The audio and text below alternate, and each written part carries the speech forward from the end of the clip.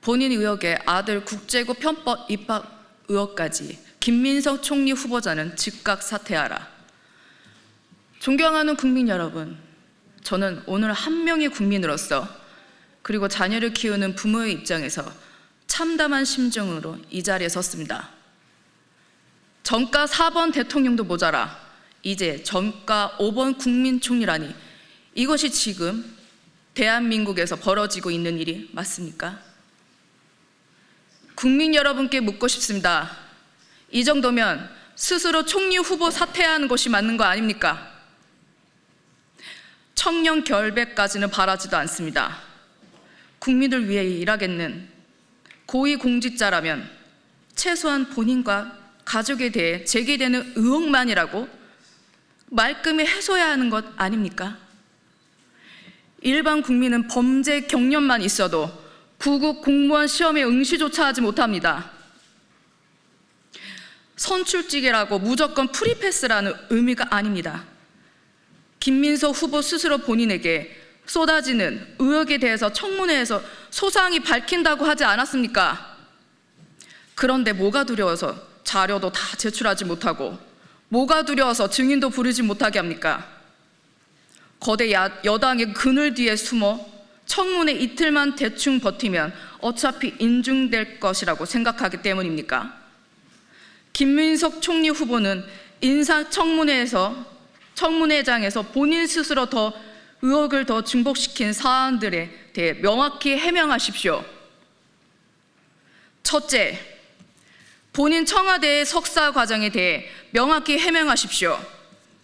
김민석 후보 청와대 석사 논문 일명 복부 41% 각주의 저만화까지 복사해서 붙여넣기로 했는데, 아들은 표절 방지, 동아리 활동의 입법 제한까지 하고 아버지는 그 법안의 공동 발의자라면 이 또한 코미디 아닙니까? 그리고 김민석 후보는 자신의 논문에서 탈북자를 도북자, 반도자로 표현하여 목숨을 걸고 자유를 찾아온 우리 국민들을 배신자, 도망자로 낙인 찍었습니다. 또 김 후보자가 본인의 SNS를 통해 밝힌 청와대 석사 과정, 당시 출입구 기록과 항공편의 경우 있지도 않은 항공편을 제출하는가 하면, 비행기를 탔다고 주장하는 시간에 김 후보는 한국에 머물고 있었다고 합니다. 두 번째, 김민석 후보는 아들이 중학교 3학년 무렵 서울에서 제주로 주소지를 옮긴 후 청심국제고등학교에 입학하게 된 경우에 대해서도 객관적으로 자료를 바탕으로 충분히 소명해야 합니다. 청심국제고등학교는 국제고가 없는 광역시도에서 중학교를 졸업하는 경우에만 진학할 수 있습니다.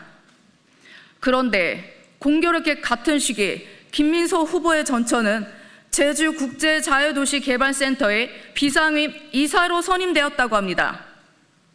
이 과정에 대해서도 언론에 공개된 의혹 제기는 충분히 의심을 살 만합니다. 당시 김민석 후보자는 2022년 4월 20일 때 총선에서 당선되며 3선 국회의원이 됐고, 국회 예산결산특별위원과 보건복지위원장을 지냈습니다. 여당의 실사라면 실세 아닙니까?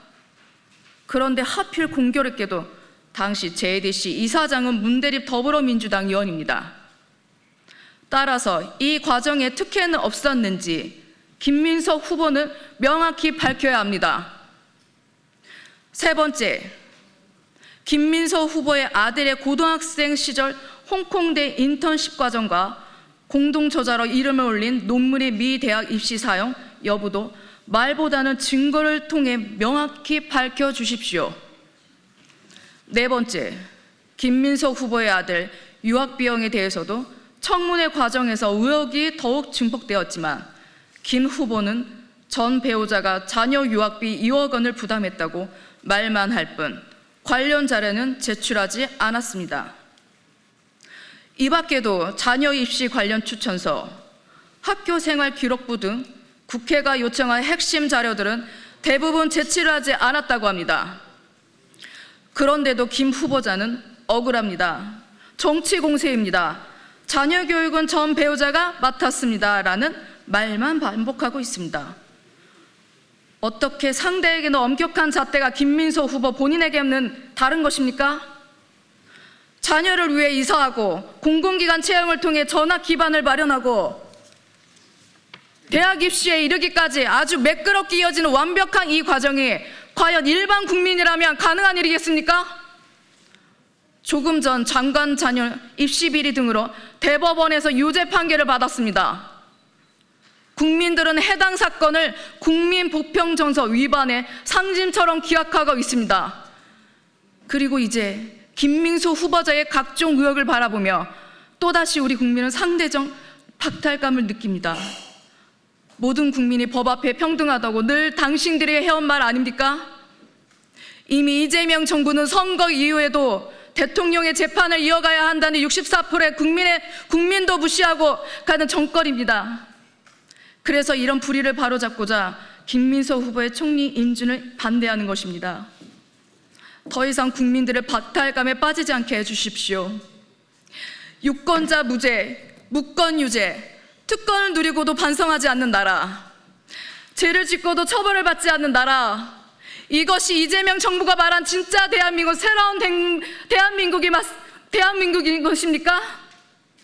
그리고 대한민국 평범한 국민들이 김민석 후보자에게 던지는 질문입니다. 감사합니다.